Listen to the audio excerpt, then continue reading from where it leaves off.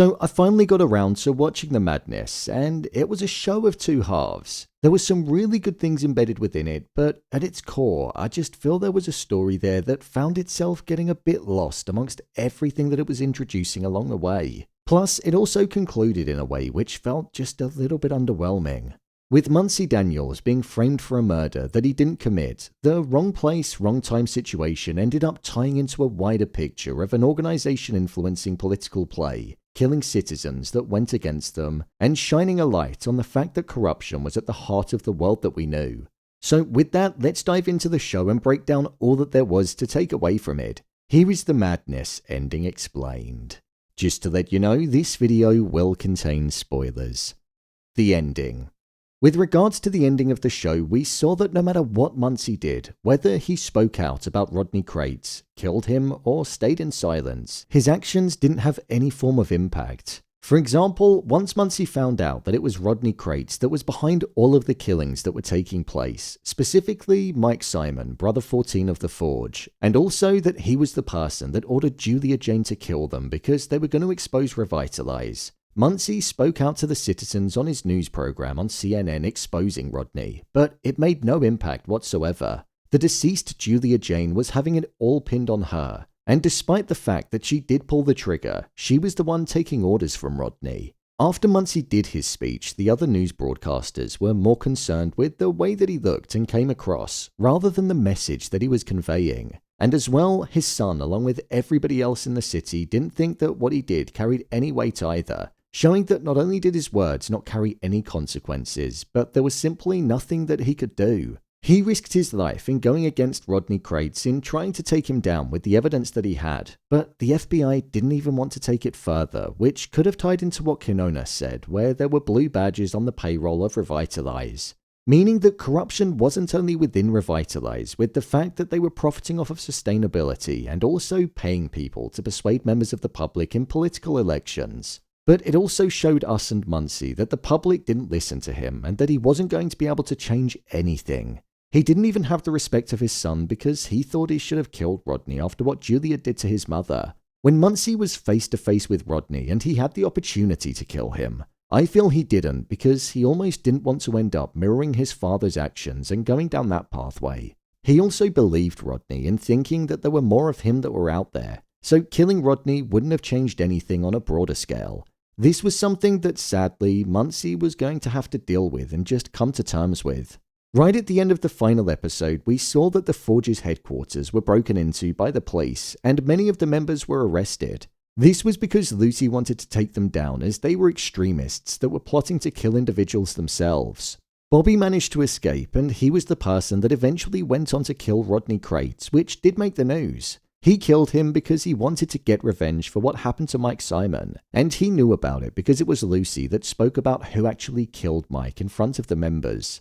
Muncie pretty much had to live with the fact that he was going to be looking over his shoulder for the entirety of his life. Any noise that went off, he feared it was somebody coming for him, and any car that was driving away, he was worried that he was being monitored and watched and that they were going to kill him for what he did in exposing Revitalize and Rodney.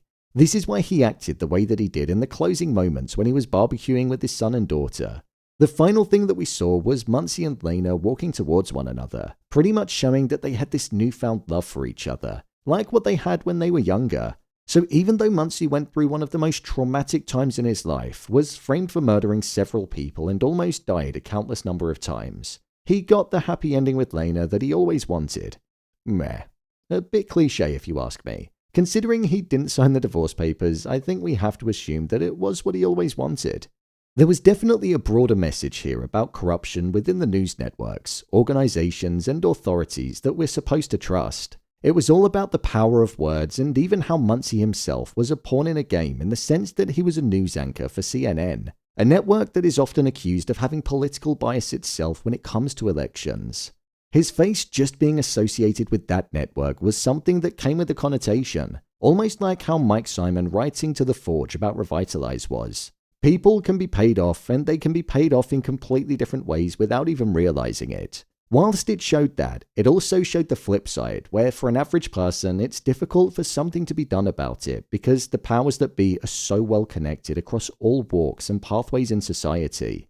The likes of Franco ending things for himself was a prime example of that. He was one of the good guys that wanted to disrupt it all and bring down Stu Magnusson, the Forge, and the people at Revitalize that were causing chaos in society from within the shadows. But when the very organization that he worked for, the FBI, didn't take him seriously or the case further despite there being evidence, it was almost as if his life's work was for nothing, so he thought what was the point in living anymore?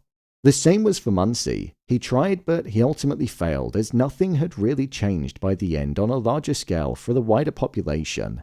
His happy ending came on a personal level, with having the charges dropped and being with Lena. My review of the show. So the first thing I'll praise the show for is its performances. I thought Colman Domingo as Muncie, Marsha Stephanie Blake as Elena, and John Oritz as Franco Quinones stole the show for me. Their performances were so convincing, emotionally connecting, and you felt what the characters went through. When Franco ended things for himself after finding out why he was so invested in taking down Stu Magnusson and the FBI not taking his investigation further, you felt the pain that he was in and that something bad was on the horizon for him. I'd also say the same with Muncie. You felt the desire that he had to make change whilst hoping to not become his father along the way. When it came to the story within the show, I thought it started off really well. The idea of somebody being framed for a murder that they didn't commit was an interesting concept. But the more it went on and the more people were just being killed, the framing then just started to become a bit more pointless and it lost a lot of the weight that it had. The death count by the end was so large and Julia Jayne was just walking around and killing who she pleased. So the bloodbath that the show became was the very thing that I feel went against it. I'd also say that I felt like the climax where Muncie was face to face with Rodney Kraitz was a bit underwhelming. I thought the message of there being another Rodney out there if he got killed was something that felt like there was truth behind it and highlighted how even though he was the majority owner of Revitalize, he himself was just a pawn amongst everybody else in the agenda that they were pushing. I also thought the constant fear that Muncie was living in at the end showed that it wasn't ever going to be over for him, and it was an interesting ending for sure. It was one that had a thought-provoking conclusion, but I just don't feel it really had the impact that maybe it wanted to have. It's almost like the penultimate episode felt more like the finale than the finale did, which I think is a bit of a shame. Do I think the show will get a season 2? Well, it's been sitting at number 1 in the Netflix top 10 charts across multiple countries for a few days now, so it wouldn't surprise me if it did. However, with the way that the story wrapped up and the fact that it was billed as a limited series, I think it's just going to get the 1 season. The most important question is the show worth a watch? Honestly, if you miss it, I don't think you're missing out on much. It's 8 episodes as well, and I'd argue it actually feels like you're watching 10. Sometimes the story does drag, and it did repeat itself quite a few times, which just meant that we ended up going back on ourselves. If you're into this type of show, then I think there are plenty better that have been before and will also come after. So, there you have it, the madness ending explained. If you want to see more videos, then click on the card in the top corner, or alternatively, you can head over to my channel where you'll find more of your favorite TV series and movies being broken down. What did you think of this show? Let me know your thoughts in the comments. As always, thanks for tuning into the video and I'll see you in the next one.